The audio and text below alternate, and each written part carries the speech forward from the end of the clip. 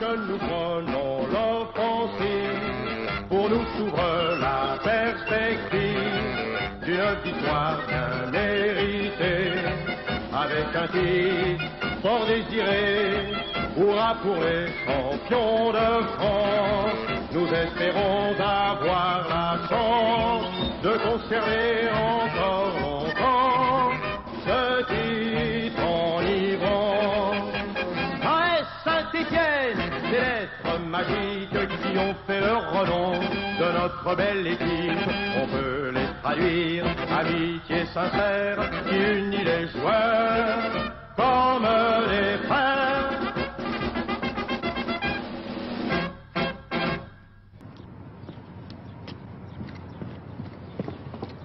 Roger Rocher, 55 ans, président directeur général de la Société forésienne de travaux publics et président de l'association sportive de Saint-Étienne.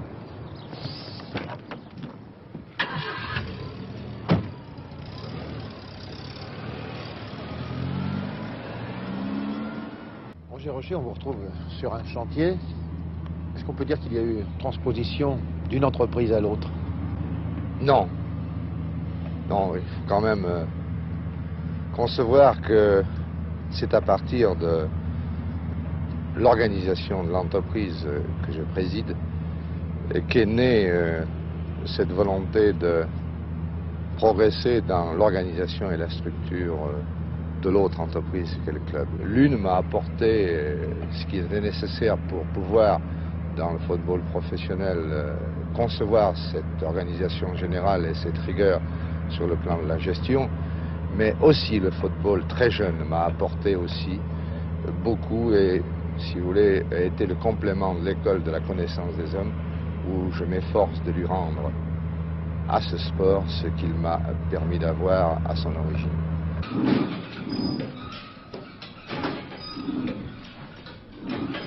Les joueurs ont baptisé cela la machine des Shaddocks. C'est une appellation assez judicieuse pour désigner cet engin bizarre et complet qui sert aux séances de musculation. Une machine qui d'ailleurs ne doit pas être aussi rébarbative qu'elle en a l'air, puisqu'ils y viennent tous, volontairement, entraîneurs compris, le mardi leur jour de repos. Ça nous est utile pour la forme, disent-ils, plus que le repos. Un bel exemple de conscience professionnelle.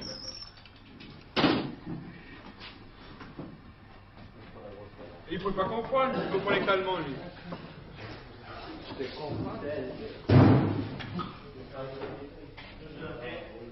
T'as vu le but qui marque est bon? Le but qui marque est bon. Les vestiaires sont remarquables, comme toute l'installation sanitaire. Le lundi, ou les lendemains de match, c'est le jour du docteur, du masseur. On pense les blessures de la veille. Ça c'est bien celui-là. Oui, je l'ai bien mis, tu me l'enlèves. Ah, ça y est, j'ai plus qu'à refaire. Ça va pas tenir maintenant. Chez moi, je l'attache.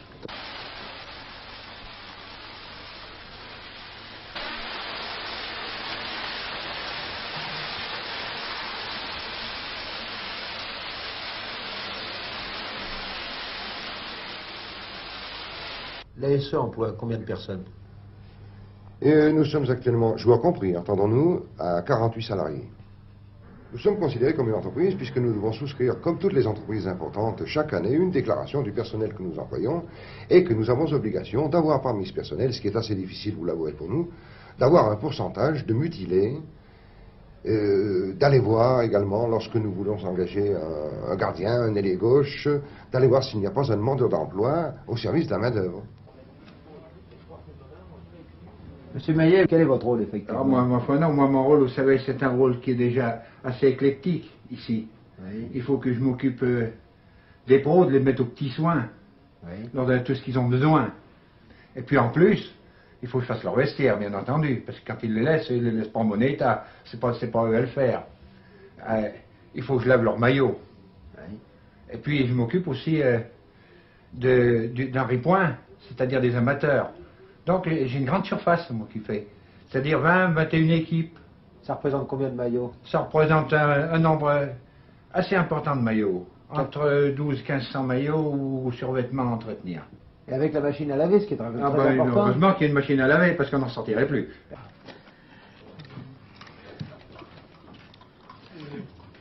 Alors Gérard, t'as assez mangé? Bien, oui. Tu veux prendre nos yaourts? Non, non, ça va.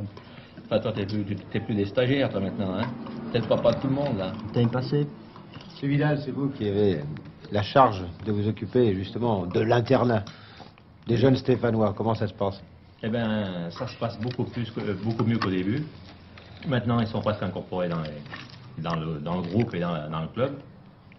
Et je pense qu'ils vont sortir comme les autres sont sortis, Battenet et toute la compagnie. Et voyez Gérard. Nous, on les voit là sous l'angle humain, vivants, avec nous.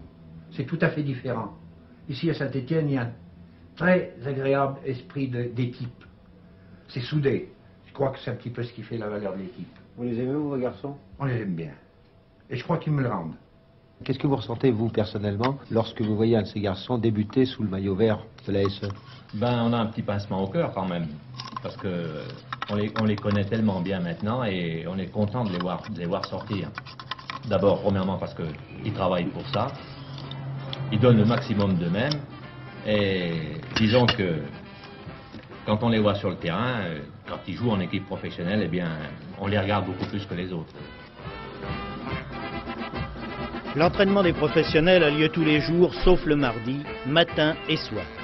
C'est le plus contraignant, mais aussi le plus complet des entraînements auxquels soient soumis des footballeurs en France.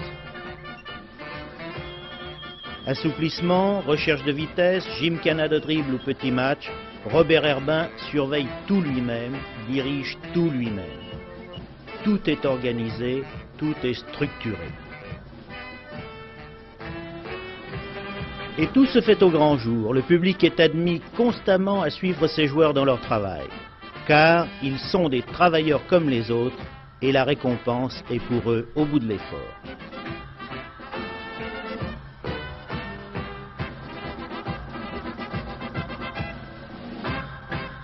J'ai commencé à Saint-Étienne étant junior et puis que maintenant, 10 ans après, je me retrouve capitaine de l'équipe de Fagnon.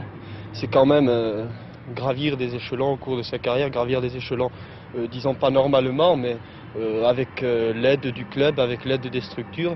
Je pense que malgré des difficultés, malgré une concurrence sérieuse que j'ai ressentie, un effectif qui était un effectif pléthorique et de valeur, ben, j'ai quand même réussi à me faire ma place au soleil et cela est valable pour tous les jeunes qui sont actuellement chez nous.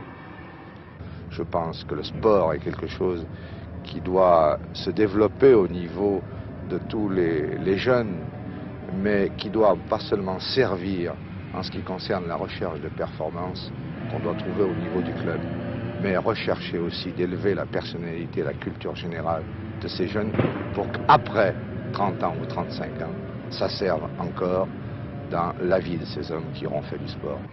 Et Saint-Étienne, c'est une entreprise, et automatiquement, il y a participation. Vous êtes délégué syndical et je crois représentant des joueurs auprès des dirigeants de la direction. Comment ça se passe? Oui, enfin, c'est une entreprise et disons que le matin ou l'après-midi, quand nous allons au travail, nous y allons toujours avec beaucoup de joie. C'est quand même une entreprise d'un caractère tout à fait particulier. Je représente mes camarades, c'est vrai, et puis je dois dire qu'à Saint-Étienne, nous sommes un petit peu en décalage avec ce qui se fait à Paris. Nous sommes heureusement ou malheureusement très souvent en avance sur les décisions qui sont prises dans les instances dirigeantes. Et je pense que nous bénéficions presque toujours en premier des aménagements ou aux contrats ou aux primes ou disons aux reconversions possibles. Alors j'ai la tâche facilitée parce que justement les dirigeants qui sont à la tête de la SS sont eux-mêmes en général des directeurs d'entreprise et qu'ils comprennent bien les problèmes que nous avons et nous essayons de les résoudre du mieux possible. En général, nous y arrivons avec succès. L'esprit du club, c'est quelque chose? L'esprit du club, c'est actuellement, nous le prouvons, avec quand même quelques petites difficultés. Grâce à l'esprit de club, grâce à la solidarité, nous arrivons toujours à faire des résultats positifs. Quand on parle de la Saint-Étienne, c'est quelque chose d'important, c'est quelque chose qui est vivant. C'est une chose qui vous prend la gorge, c'est une chose quand on y est qu'on ne peut pas faire autrement. On est obligé d'y aller et de mordre dedans. Vous savez, comme un mordre dans un fruit, là, dans un fruit. C'est une passion, ça devient une passion. Pour toi, journaliste, c'est merveilleux d'habiter Saint-Étienne et puis d'écrire sur le football parce qu'on est supérieurement gâtés et je souhaite à toutes les villes de France qui ont une équipe de foot connaître ce que nous connaissons, nous, Stéphanois. Bravo. Il a quand même l'objectivité du journaliste. Vous la tolérez, celle-là? Ah, ben nous, on voit ça avec notre esprit et puis notre chauvinisme stéphanois, c'est normal. On a inventé le football à Saint-Étienne. Oui. Vous l'avez pas inventé, mais enfin, disons que ça continue. C'était bon.